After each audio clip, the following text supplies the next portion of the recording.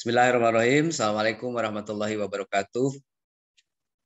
Waalaikumsalam. Selamat bertemu kembali para mahasiswa hebat, luar biasa. Alhamdulillah, walaupun kita dalam keadaan situasi dan suasana seperti ini, tetap masih semangat untuk belajar. Mudah-mudahan dalam kuliah hari ini kita tetap diberi kesehatan dan mendapat ilmu untuk digunakan paling tidak di tempat kerja Bapak Ibu semuanya. Pada kesempatan ini kita akan membahas mengenai bagaimana semangat kerja dan lingkungan kehidupan kerja. Ini sangat penting sekali dalam lingkungan kita.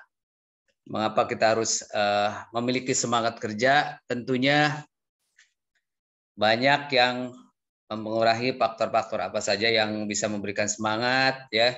Itu harus kita tahu. Jadi yang pertama, apa kita harus semangat, terus kemudian apa saja yang memberikan semangat, kemudian menciptakan lingkungan kerja yang nyaman, ya. Jadi dua hal ini sangat penting, ya. Saya sebelum kita mulai, boleh kita diskusi sebentar untuk sharing, ya. Yang pertama, saya ingin Bapak Ibu semuanya bisa menyampaikan, ya. Yang pertama sesuai dengan pertanyaan, mengapa kita harus memiliki semangat kerja, ya. Kemudian apa yang memberikan semangat kerja kita? Yang kedua, lingkungan kehidupan kerja, ya. Yang dimaksud lingkungan kerja kita itu apa, ya? Jadi diberikan sedikit, Bapak Ibu silakan sepengetahuan Ibu, ya. Jangan berpikir kemana-mana, yang pengalaman aja di lingkungan kerja masing-masing, ya. Silakan yang si rajin ini Ibu Esti, ayo silakan dibuka itunya wajahnya, mangga. Kira-kira apa, ya? Silakan. Untuk tempat kerja saya barangkali Pak, kalau yang saya rasakan sih memang yang berperan di bidang manajemen sumber daya manusia ini memang bukan mereka yang mempelajari tentang sumber daya manusia sepertinya sih. Jadi mungkin jadi harus banyak memaklumi sepertinya ya Pak, karena kan setelah saya mulai mempelajari ini ternyata banyak hal yang saya rasa kurang sesuai begitu Pak. Tetapi posisinya mungkin untuk saya hanya melihat, lalu mungkin kalau saya bisa memberi saran barangkali gitu ya, tidak dalam posisi untuk membuat keputusan gitu Pak. Seperti itu sih Pak kalau untuk saya di tempat kerja saya sekarang. Iya.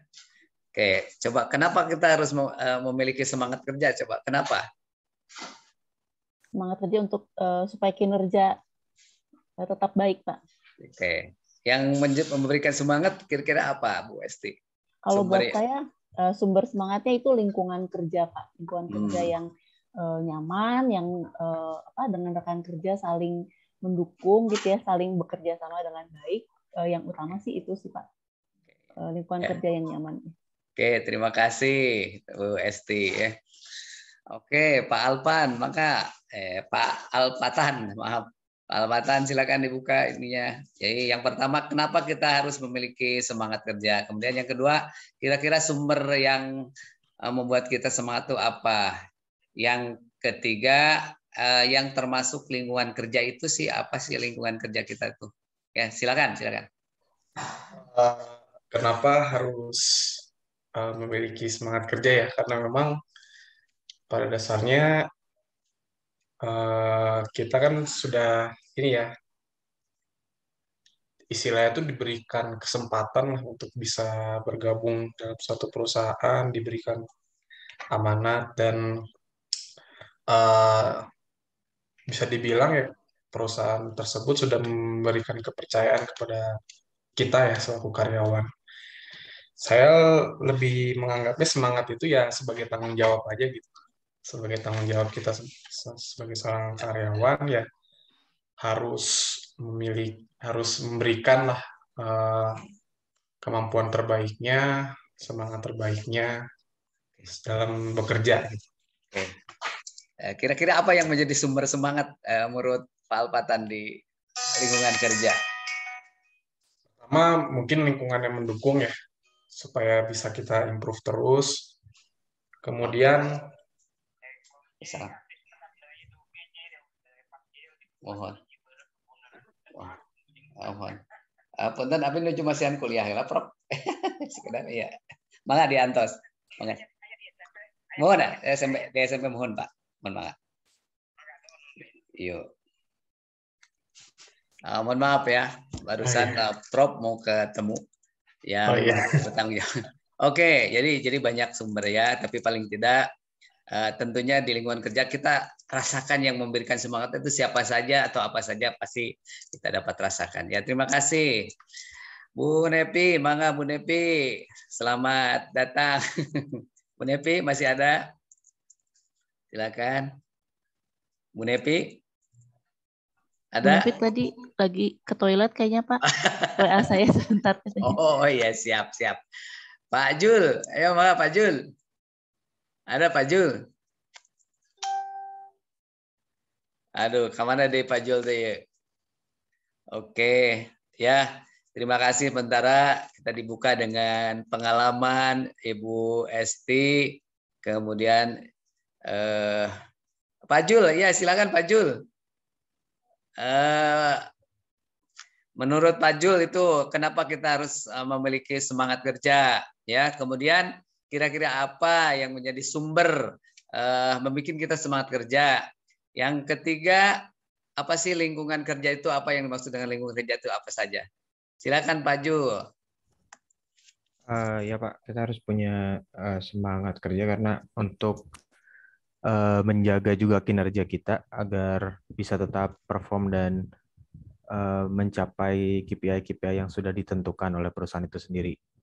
Kalau untuk kepuasannya, yang paling mendasar misalnya dari upah kerja ya Pak yang menurut kita sesuai dengan apa yang kita kerjakan, kemudian beban kerja yang diberikan kepada kita juga tidak masih bisa kita kerjakan dan tidak di luar dari job desk posisi kita, itu akan sangat membantu mencapai kepuasan. Selain itu, lingkungan yang sehat di pekerjaan juga salah satu yang sangat mendukung untuk kepuasan kinerja untuk para karyawan. Itu Pak. Oke, ya terima kasih ya. Jadi kalau kita lihat secara kasat mata, tentunya mengapa kita harus semangat kerja? Ya karena kita dituntut oleh tanggung jawab untuk menyelesaikan target-target yang harus diselesaikan ya. Ini penting supaya apa yang diharapkan dari perusahaan atau organisasi dapat tercapai. Kemudian apa yang menjadi sumber tentunya sesuai dengan lingkungannya masing-masing ya. Tentu bisa jadi kebijakan dari pimpinan ya. Kemudian mungkin upah, kemudian teman-teman kerja, terus tadi ada beban kerja yang seimbang ya, tidak overload, kita bisa menyelesaikan sesuai dengan kemampuan kita ya.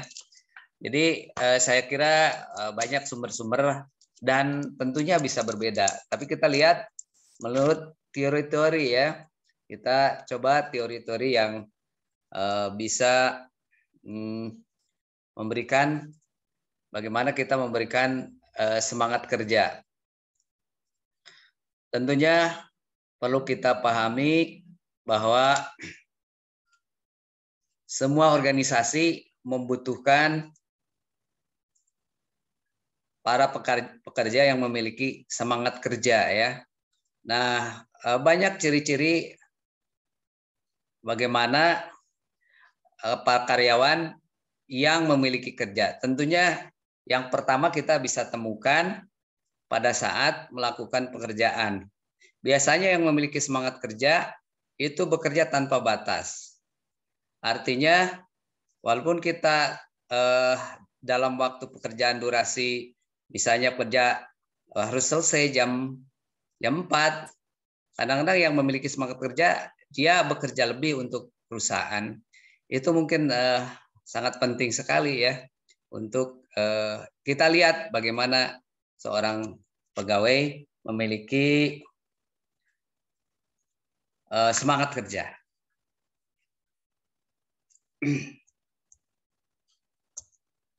Seperti tadi kita tanyakan, kenapa kita harus semangat kerja? Ini berusaha para perusahaan ya untuk membangkitkan para pekerja dengan di sini ada dikatakan program pemekaran dan program pemerkayaan ya.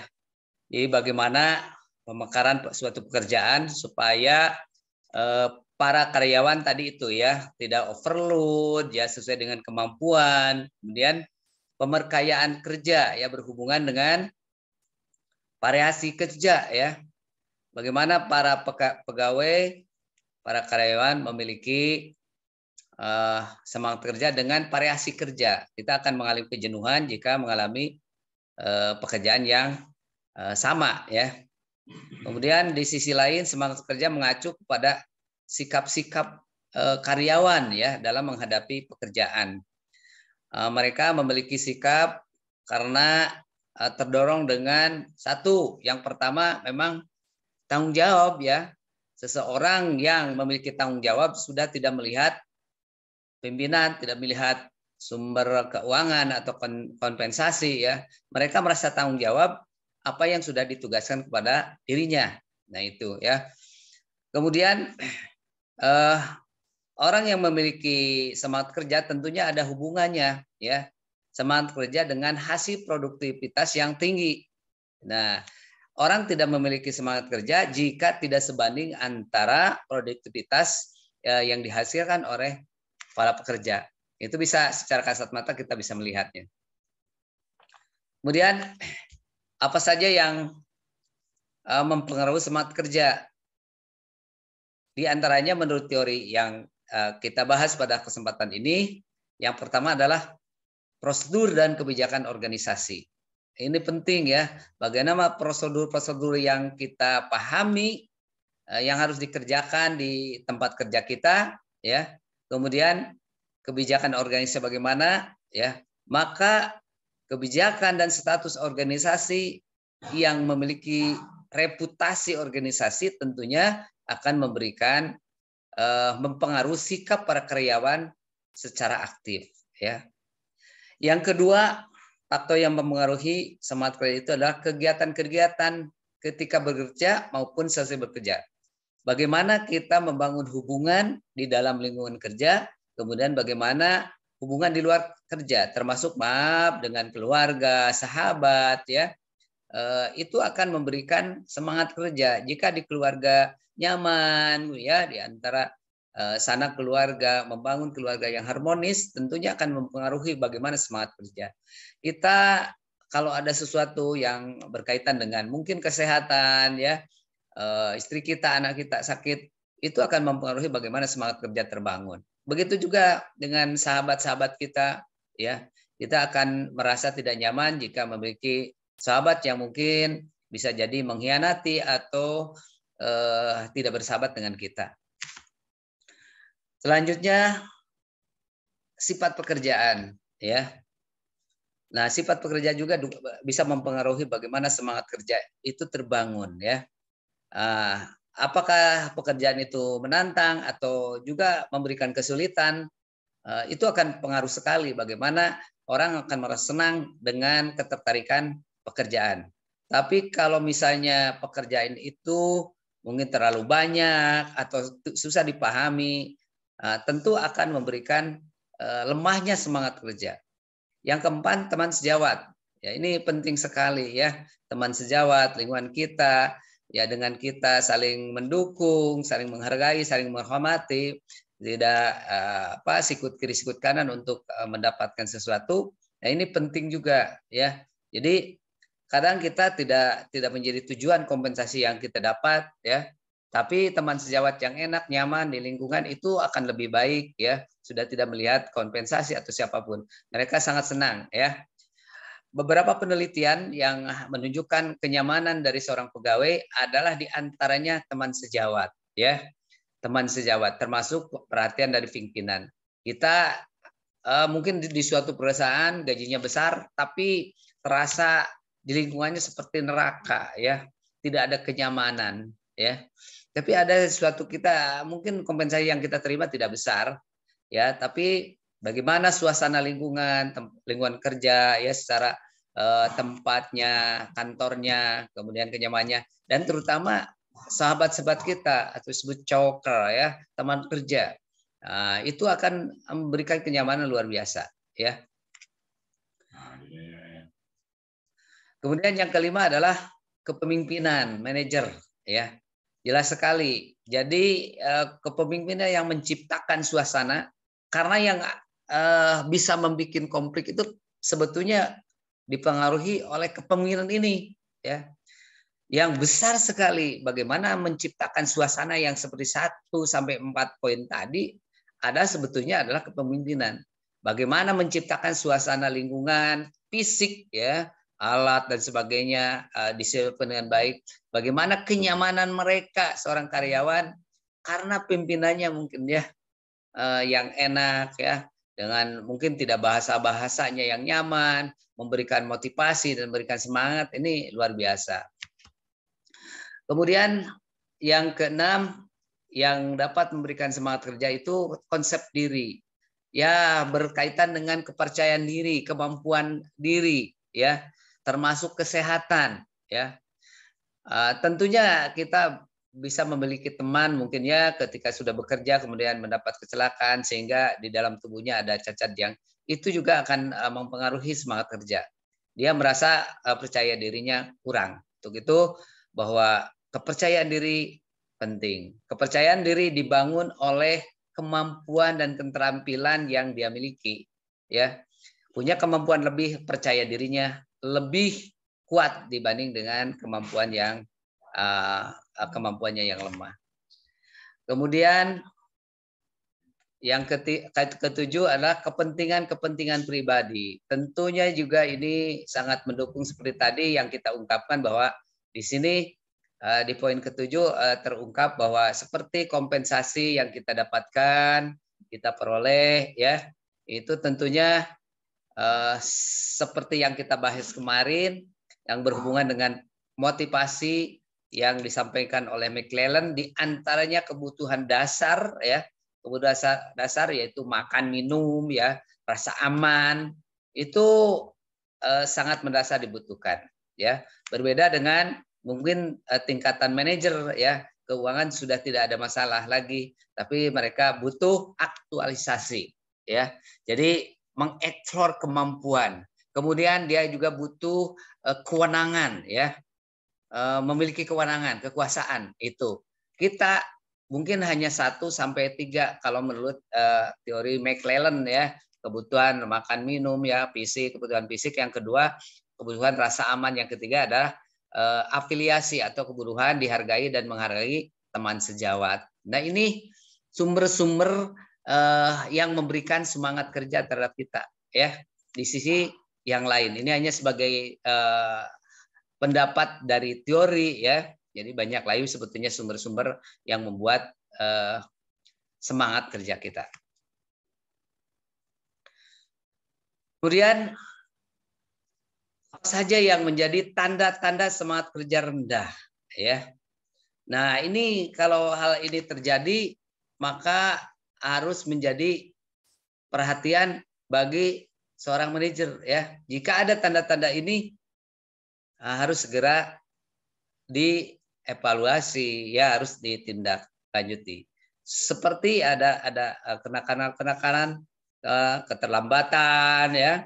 Kemudian pergantian pegawai terlalu over turnover itu sangat tinggi, ya, atau pergantian pegawai sangat tinggi. Itu harus dievaluasi apa yang sebetulnya ada dalam organisasi gitu. Kemudian, ya, kemangkiran atau bolos, ya, gitu. Tak ada kebanggaan dalam kerja. Nah, mereka sama sekali seorang pegawai tidak merasa bangga di organisasi itu, di perusahaan itu. Ini juga sangat bahaya. Kemudian apalagi terjadi sabotase, ya, kemudian mogok kerja, itu lebih bahaya. Jadi sekecil apapun masalah di organisasi harus segera diselesaikan supaya tidak terjadi masalah yang lebih besar, ya. Kemudian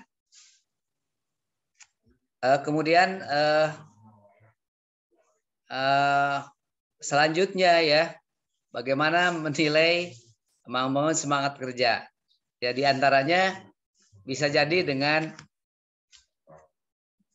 teknik evaluasi statistik ya, dengan mungkin manajer bisa membuat jurnal catatan-catatan bagaimana kemangkiran dari seorang pegawai ya, kemudian terjadi pergantian, harus ada catatan-catatan ya, sehingga itu akan menjadi dasar data untuk sebagai catatan bagaimana lemahnya semangat kerja itu, yaitu harus dicari permasalahannya di antaranya seperti itu.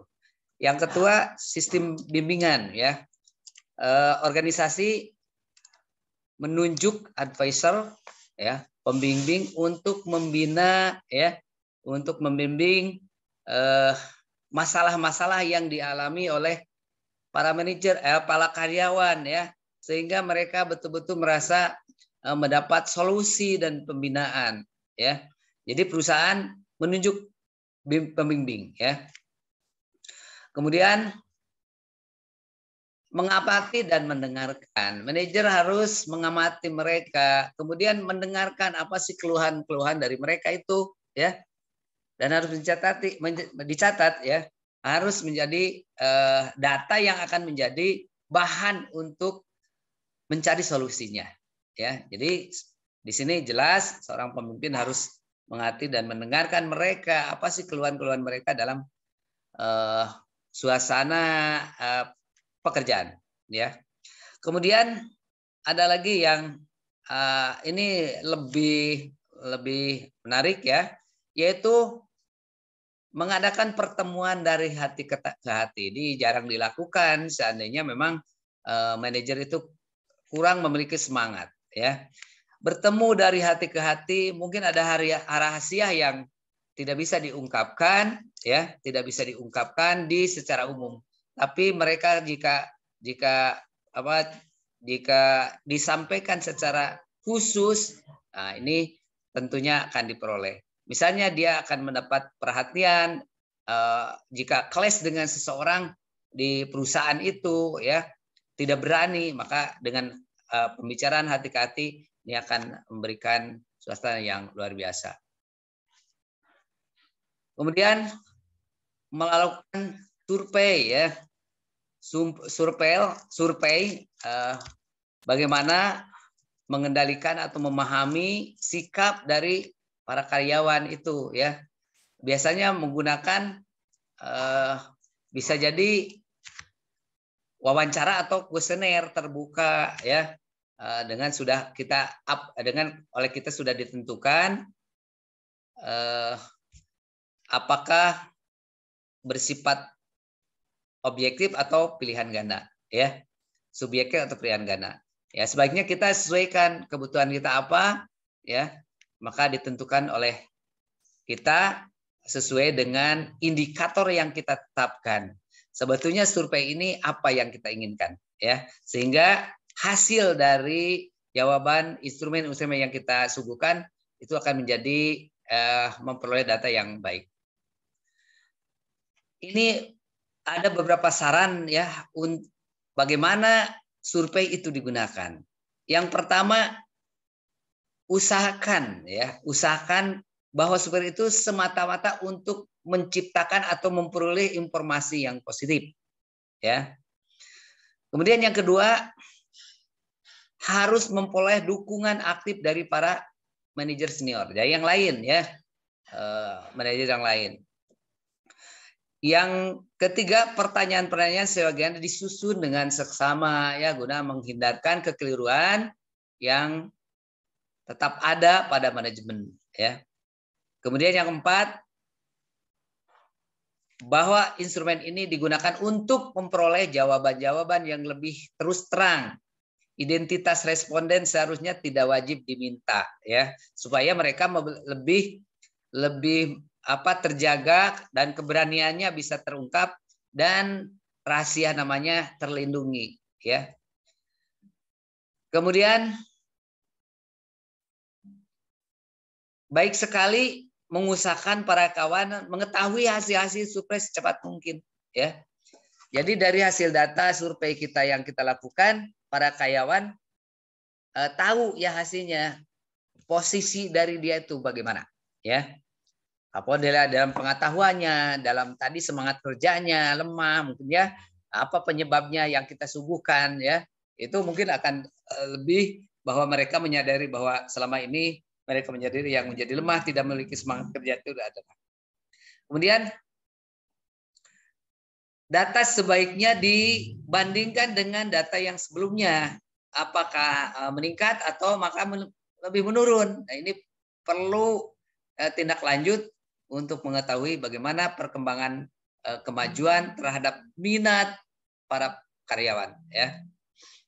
Kemudian yang kedua, materi kedua adalah tentang kualitas kehidupan kerja atau quality of work life. Yang tadi kita sampaikan adalah bagaimana menciptakan suasana semangat kerja. Ternyata banyak sumber, diantaranya 7 sumber yang kita peroleh dari semangat kerja, ya. Dan di situ akan tercipta suasana kehidupan kerja yang menarik, yang tenang, ya. Dari suatu semangat kerja maka muncullah kualitas kehidupan kerja. Yang tujuannya mengacu kepada bagaimana keadaan suasana lingkungan kerja yang dapat menyenangkan, yang juga memberikan semangat karyawan. Jadi pada kualitas kehidupan kerja tujuan utamanya adalah untuk menciptakan lingkungan, ya, yang dapat memberikan semangat kepada para karyawan, ya, juga dapat menghasilkan produktivitas yang tinggi, ya. Kemudian di sini ada kekeliruan yang sering terjadi dalam membangun kualitas kehidupan kerja. Yang pertama diantaranya tidak disadari oleh para manajer pada saat mendesain pekerjaan secara konvensional, dan kadang timbul banyak kesulitan yang dilakukan oleh para karyawan. Kemudian yang kedua, pembagian kerja yang dilakukan secara berlebihan, ya. Tentunya mulai dari desain, kemudian pembagian kerja yang mungkin overload, ya, sehingga karyawan tidak melakukan dengan baik. Kemudian tersandung dengan peraturan-peraturan atau prosedur, ya, atau pembagian tugas secara hierarki, senang dan atau tidaknya, ya, dekat atau tidaknya dengan manajer, ini bahaya sekali, ya. Jadi di antara yang kekeliruan dalam menciptakan suasana kualitas kehidupan kerja di antaranya ini. Kemudian yang ketiga, tanpa disadari kita bisa muncul persepsi dan tanggapan pimpinan terhadap situasi tersebut, ya, yaitu diantaranya bisa memperkuat pengendalian, ya, peningkatan penyeliaan dan pengorganisasian dengan lebih kaku kadang-kadang, ya. Ini akan menjadi bahaya terhadap suasana kenyamanan dari karyawan. Kesalahan lain, semua tindakan yang dilakukan dimaksudkan untuk memperbaiki situasi, tetapi pada kenyataannya malah memperkeruh suasana lebih parah daripada lingkungan sebelumnya, ya. Nah, ini juga bahaya. Kemudian dari kesalahan-kesalahan menciptakan lingkungan kerja yang tadi kurang tepat, sebaiknya apa yang harus kita lakukan, ya, berdasarkan konsep teori yang kita pelajari, diantaranya ada yang harus kita membiarkan pekerjaan bagaimana adanya dan hanya memperhatikan karyawan yang menyukai lingkungan yang kadang-kadang kaku, ya, tapi mereka kadang-kadang dengan suasana seperti itu mereka merasa senang, ya. Tidak semua karyawan menolak bentuk pekerjaan seperti ini, ya. Sebagian mungkin mereka nyaman dan tugas yang disediakannya.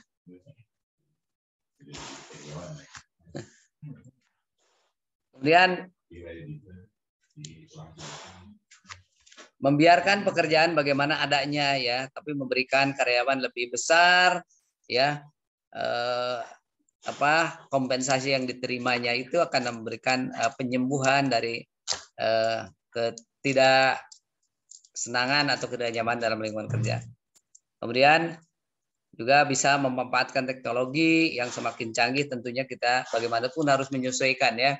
Dan sekarang walaupun mungkin ya kenyamanan, tidak semua kita terpaksa dengan kondisi ini, dengan dunia digital, apapun yang kita lakukan ini semuanya sekarang sudah serba digital. Termasuk kita ini belajar nih ya.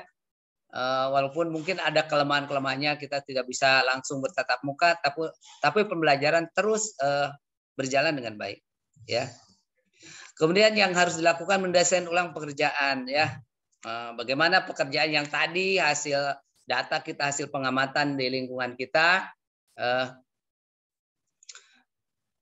kurang menarik ya, atau kurang menyenangkan, tentunya desain ulang pekerjaan harus dilakukan.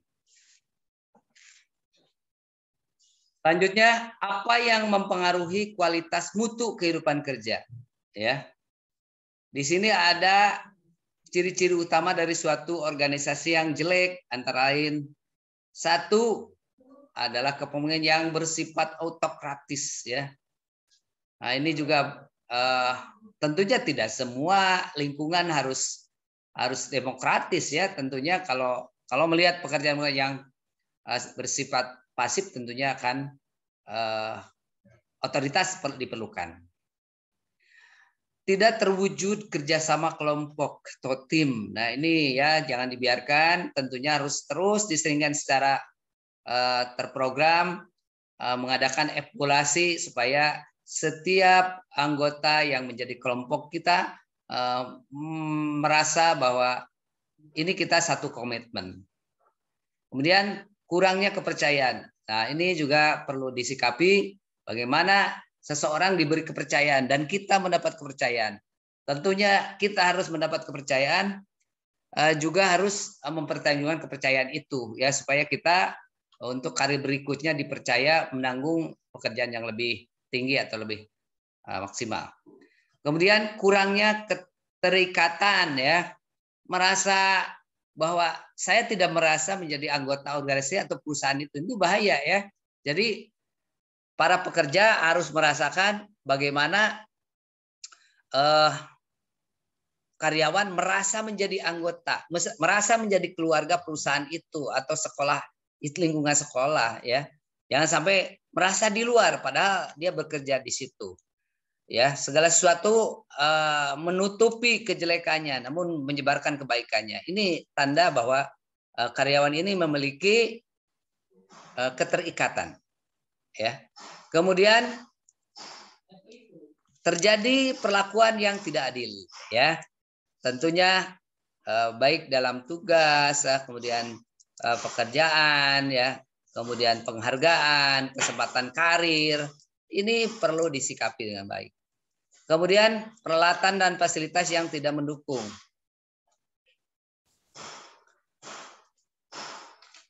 Tentunya semua yang diperlukan untuk mempercepat produktivitas harus ditingkatkan, harus disediakan dengan maksimal ya, sehingga mereka merasa terdorong, merasa terfasilitasi apa yang mereka kerjakan.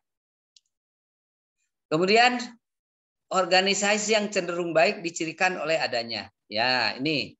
Jadi yang atas itu kelemahan-kelemahannya, dan ini yang dinyatakan bahwa organisasi yang memiliki atau yang cenderung baik.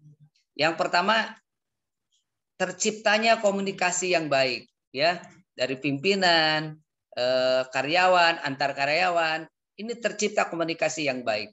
Apapun yang menjadi arahan ya, instruksi, informasi dikemas dengan komunikasi yang baik, dengan hubungan berbagai komunikasi berbagai arah. Terciptanya kerjasama kelompok atau teamwork ya. Nah ini suatu pekerjaan tidak bisa diselesaikan dengan seorang, namun didukung oleh tim yang saling mendukung. Kemudian pekerjaan yang menantang ya. Nah, semua orang akan merasa tertarik jika mendapat pekerjaan yang menantang, tidak yang jenuh tetap ya, pekerjaan itu saja. Nah, ini akan memberikan kejenuhan. Kemudian perlakuan yang fair dan adil ya, terbuka, kemudian adil ya. Itu akan memberikan lingkungan kerja yang enak ya. Sehingga para pekerja itu merasa nyaman. Dengan kata lain, bahwa dalam suatu organisasi dikatakan baik, memiliki kehidupan yang berkualitas ya, jika 4 ini terwujud dalam lingkungan kerja itu ya. Kemudian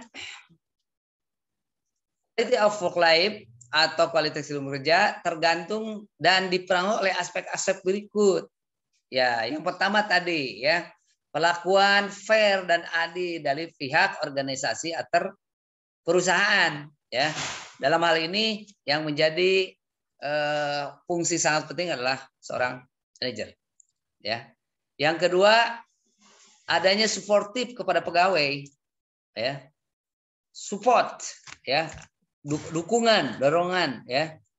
Baik dalam ucapan atau dalam peralatan ya, atau apapun penghargaan misalnya ya, bisa jadi berbagai berupa hal yang dibutuhkan oleh pegawai. Yang ketiga, kesempatan yang menantang bagi karyawan untuk mewujudkan apa yang diharapkan oleh perusahaan. Komunikasi terbuka dan saling mempercayai. Nah, ini ya, antar teman. Terus kerjasama kelompok ya, saling mendukung, saling membantu dalam suatu organisasi. Kemudian kesempatan keterlibatan dalam mengambil keputusan dan lingkungan aman dan sehat. Nah, ini 7 faktor ini yang akan mendorong terciptanya quality of work life ya. Jika ada sesuatu yang terabaikan, maka tentunya berpengaruh bagaimana lingkungan kerja tercipta dengan nyaman. Ada lagi beberapa ciri lain yang umum dan cenderung langsung mempengaruhi quality work of life ya. Ya. Jadi yang mempengaruhi kualitas lingkungan kerja. Di antaranya ya yang tadi juga diungkapkan oleh teman kita. Yang pertama kompensasi, ya ini juga bisa mendukung. Kompensasi yang memadai dan wajar ya. Mereka yang bekerja jika melakukan kenyamanan dengan upah yang sesuai dengan apa yang dia berikan ya, tenaga pikiran terhadap perusahaan sesuai, maka dia akan mendapatkan kenyamanan di lingkungan kerja. Kedua, kondisi kerja yang aman dan sehat. Tentu aman, sehat ya. Tentunya akan memberikan pengaruh terhadap kejiwaan ya, dan terhadap semangat kerja. Kemudian kesempatan untuk mengembangkan dan menggunakan kapasitas manusia ya. Dalam hal ini bagaimana mereka punya kesempatan untuk mengembangkan diri atas kemampuan yang dimilikinya. Yang keempat, kesempatan untuk pertumbuhan dan jaminan yang berkelanjutan. Ya, kesempatan untuk mendapatkan promosi, kesempatan untuk mendapatkan tugas yang lebih menantang ya, dan jaminan yang mereka peroleh tentu akan menjadi suasana hati mereka akan tenang, nyaman di lingkungan kerjanya masing-masing ya.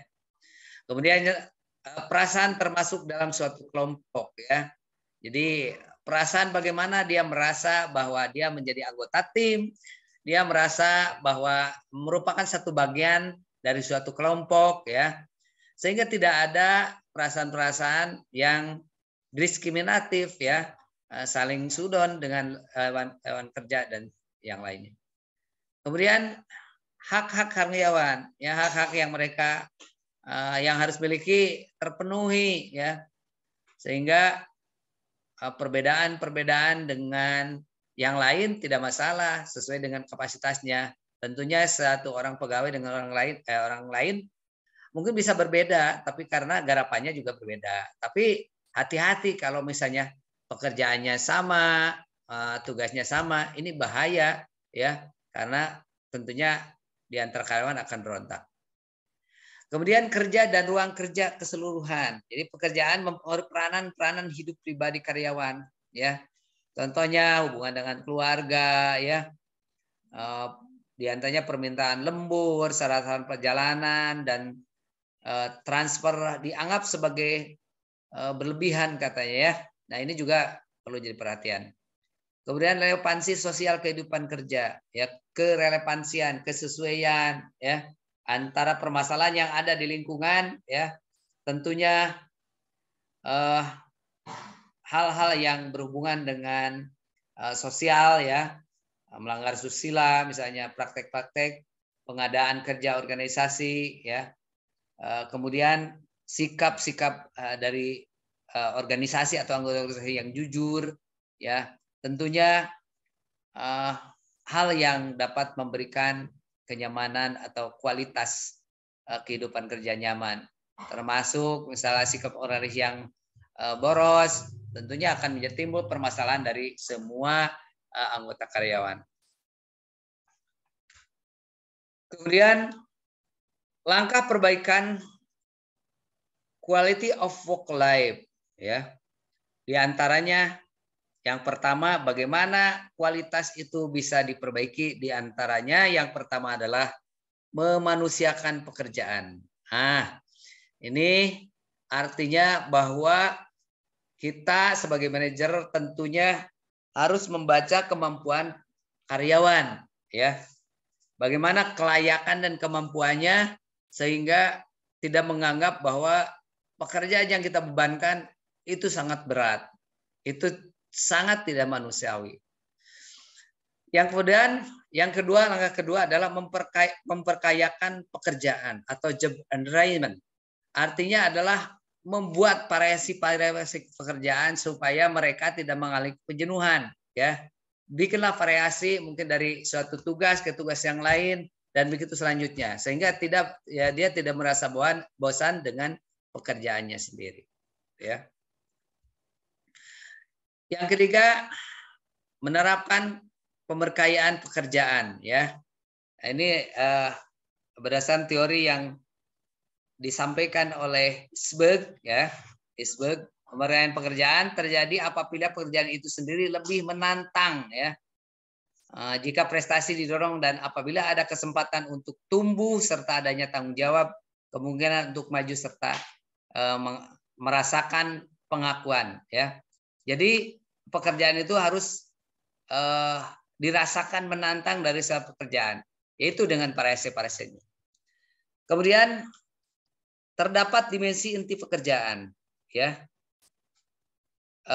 Menurut Heckman dan Oldham, ya, bahwa dimensi-dimensi pekerjaan itu akan memberikan kekuatan pada sebuah karyawan secara psikologis, ya, terutama yang berhubungan dengan keragaman tugas, identitas tugas, signifikansi tugas, otonomi tugas, kemudian feedback dari tugas itu, ya. Kemudian batasan pemberkayaan pekerjaan. Jadi banyak hal-hal yang membatasi bagaimana pekerjaan dikembangkan, ya. Nah, ini peralatan, program, ya, kemudian penyelia, kemudian yang berhubungan dengan biaya, ya, jangka panjang dan jangka menengah, ya. Kemudian berhubungan dengan serikat pekerja mungkin dapat menantang upaya memperkaya tersebut, ya.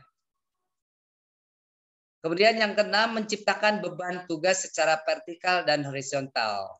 Ya, pemuatan pekerjaan secara vertikal dimaksudkan untuk memperkayakan kinerja itu sendiri, ya, dengan menarik tanggung jawab dari atas dan mendorong tugas. Pemuatan horizontal merupakan tindakan yang sesungguhnya memperbesar pekerjaan dengan mendorong pekerjaan tahap-tahap kerja sebelumnya. Para mahasiswa, pada intinya apa yang kita sampaikan hari ini berhubungan dengan semangat kerja, yaitu bahwa yang memberikan semangat kerja adalah yang pertama bahwa dirinya merasa bertanggung jawab terhadap pekerjaan yang dilakukan, ya, dan tentunya yang perlu ditanamkan adalah rasa tanggung jawab dari setiap karyawan. Apapun yang dihadapi oleh mereka akan memberikan semangat apabila di dirinya terhadap ada tanggung jawab moral terhadap tugas yang diambilnya. Yang kedua, menciptakan lingkungan kerja. Termasuk kita juga punya kesempatan untuk memberikan bagaimana lingkungan kerja bisa diciptakan menjadi nyaman, menjadi tenang, ya, dan antara semangat kerja dan lingkungan kerja tentunya harus tercipta berbarengan.